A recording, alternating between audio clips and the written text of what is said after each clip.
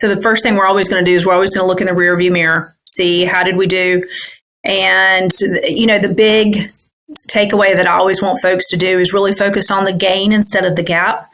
So if you set a goal for yourself, maybe you didn't even have a business plan, but you probably had some type of a goal for yourself. And whether or not you hit it, sometimes if we don't hit our goals, we beat ourselves up. But focus on the gain. Did you improve over the year before?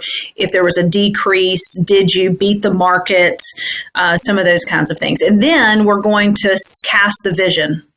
We're going to cast the vision. If you're the entrepreneur of your business, I always ask the question of entrepreneur mindset.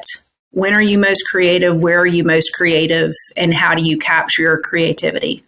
So business planning, you have to have that space and whatever works for you to cast the vision of where you want to get to.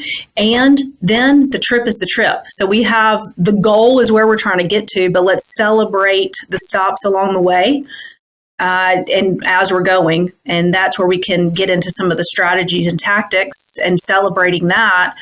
And then at the end of the day, you need to have your actual plan for what you're going to execute. So you need to know what your strategies are going to be, but you also need to, this is the big one, Gary, where I feel like a lot of agents don't get to this point, is having their budget.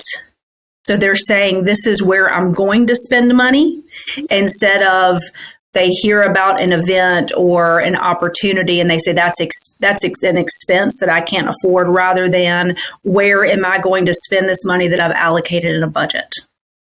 So real quick, that was look in the rearview mirror, cast the vision, and then execute the plan.